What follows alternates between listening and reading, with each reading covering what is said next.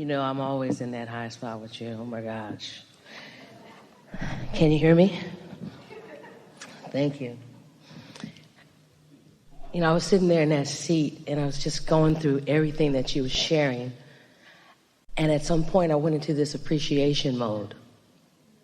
And I couldn't help but to cry these tears of joy.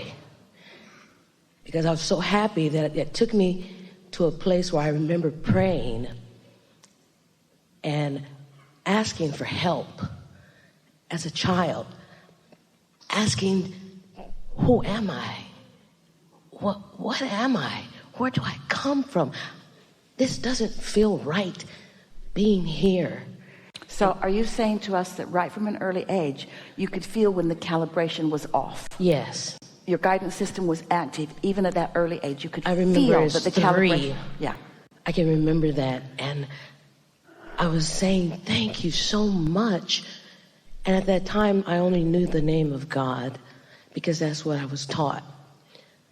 And I knew I was different, but I was being shot down with every belief.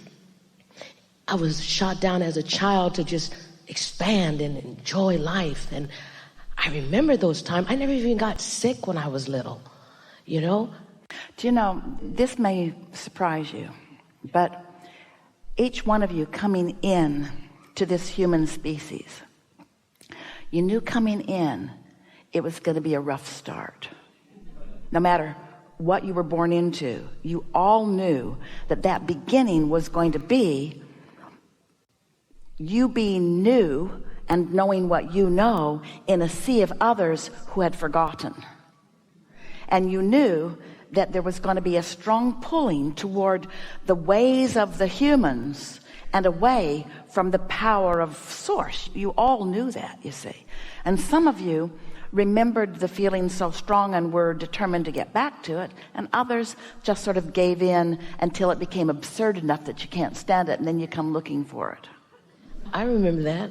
I do. And as I take my experience and bring it to this moment, right now I can see where all of you helped me to get in alignment at that time. Oh, it never stops.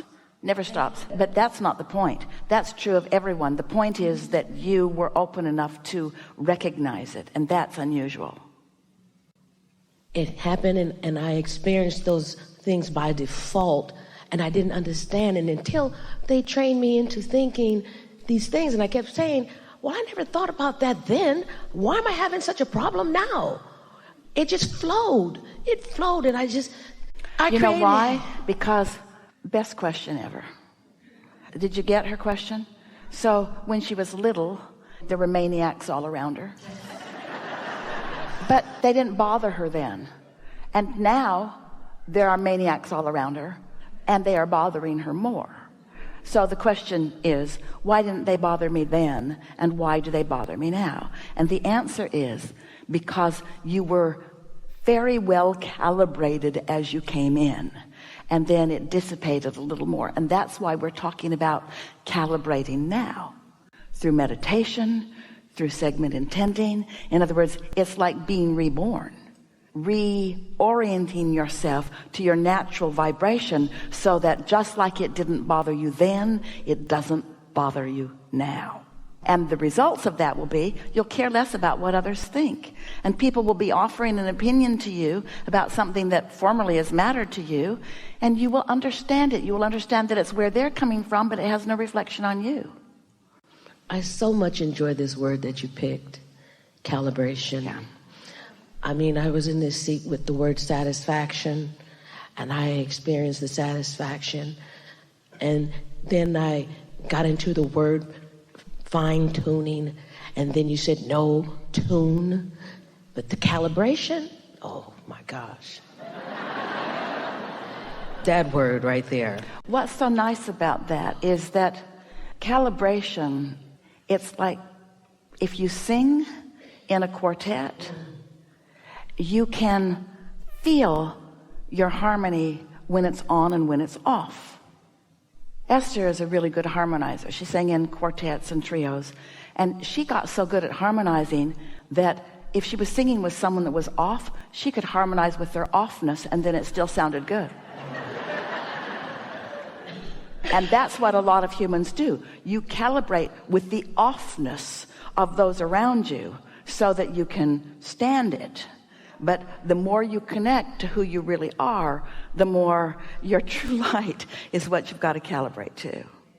And others don't take it very well. But when it's not bothering you, it'll stop bothering them. If you're bothered by everything that bothers everybody, then everybody's bothered all the time. But after a while, if you're not bothered by it, and they notice you're not bothered by it, after a while, they get tired of being bothered by something that you're not bothered about. Because the whole reason that they wanted to bother you to the point that you were bothered about it was to control you. And when you're not bothered by what they're bothered about, then you're free. Yes. What this calibration means to me is you're right, I don't want to be tuned to anything else and calibrate. I don't want the things around me to calibrate me because, first of all, I'm already rebellious. Are you saying to us that you want to set the tone and you want things to acquiesce to you? That is deliberate creation. That's deliberate creation. That's what's happening all the time. It doesn't matter what happened that causes you to set a tone. Law of attraction will support it.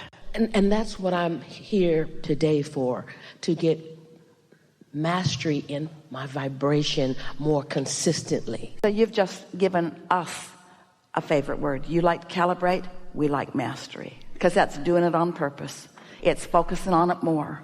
It's being more aware more of the time. It's doing something about it every time. It's using the power of focus in a meaningful way. And I want to get a better understanding with that power of focus, because it can kind of get... All right, so stop just for a moment. Focus, calibrate, focus, calibrate, focus, calibrate. Calibrate, feel, calibrate, feel, calibrate, feel. Focus, feel, calibrate, focus, feel, calibrate. Focus, feel, calibrate. That's how. It's not about the subject, it's about the way I feel. Because you can use a subject like God or a subject like money, and it activates a whole bunch of different feelings around a room, because different people feel different ways around it. But when you identify what bliss feels like, and what expansion feels like, and what love feels like, and what appreciation feels like, just calibrate to that. So the words that we've used before calibrate, they go together in a little trio. Identify, which means notice it. Isolate it, which means focus on it. Calibrate, which means get really good at focusing on it. Identify, isolate, calibrate. Then you're home free on everything. So it's really easy to have somebody in your life that has a tendency to identify it, even talk about it, even wake up thinking about it, even talk to others about it. So you've identified it, and now you're isolating it, and before long you've calibrated to something that you don't even want to calibrate to, and then you're mad at them that they are soliciting it from you, because it's attraction. So if you identify something in another person, aren't they going to attract that from you? Did you hear what we said? It's attraction. They're attracting from you, you're attracting from them. So think about words like, you hurt my feelings, or you yanked my chain, you got my goat, you pushed my button. And we say, you want your goat to be ungettable. You want your chain to be unyankable. You want your buttons to be unpushable, because you've calibrated to who you really are. When you calibrate to who you really are, you don't have a goat to be gotten. So even though they want to get your goat, they can't get it.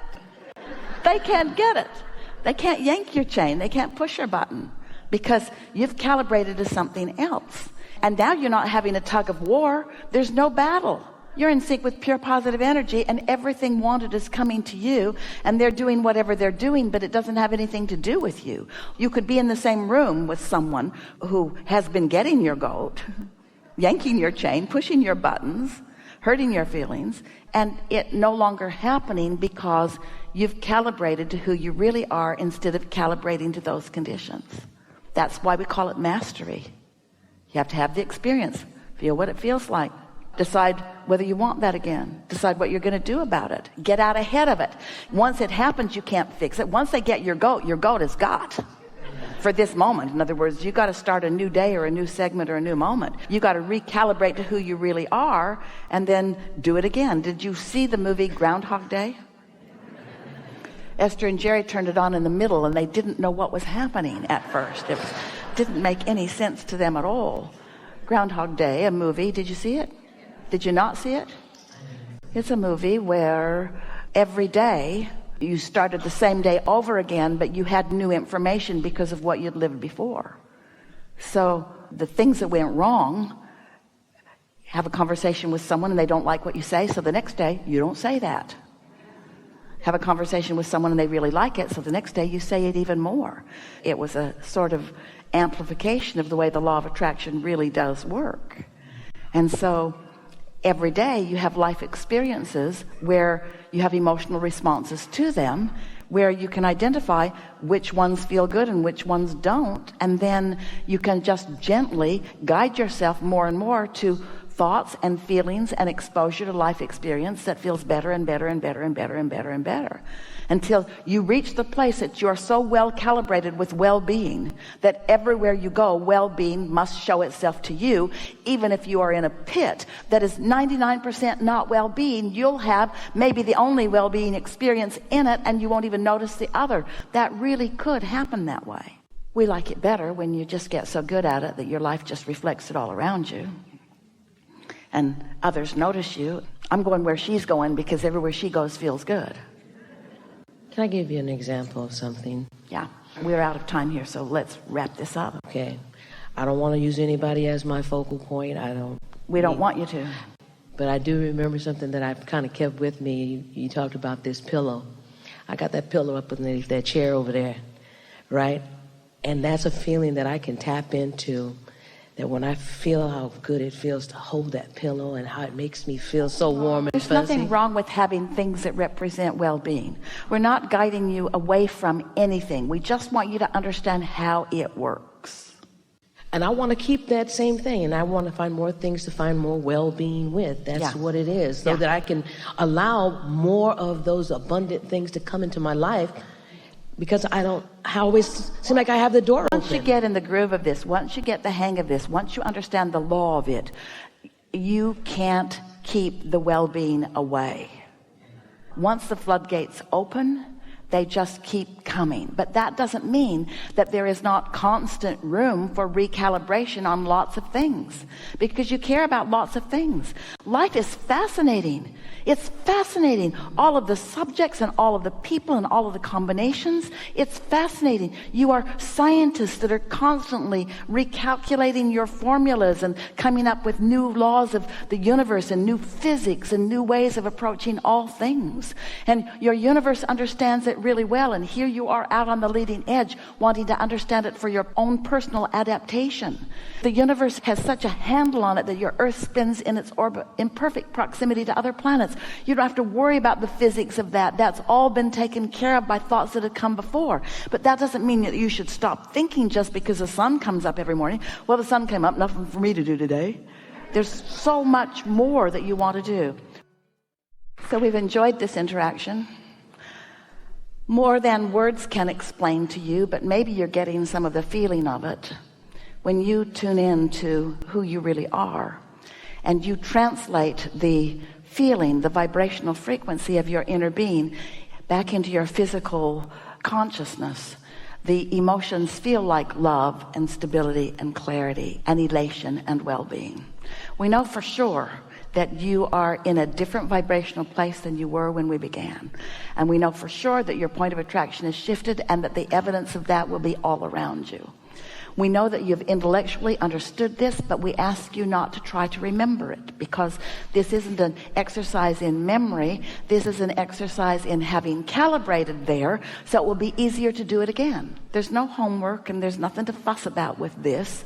Life experience is going to help you to the next and the next and the next. You're doing extremely well, and we are eager about what is coming next for you, because what comes next for you comes next for us as well. There is great love here for you. And for now, we are complete.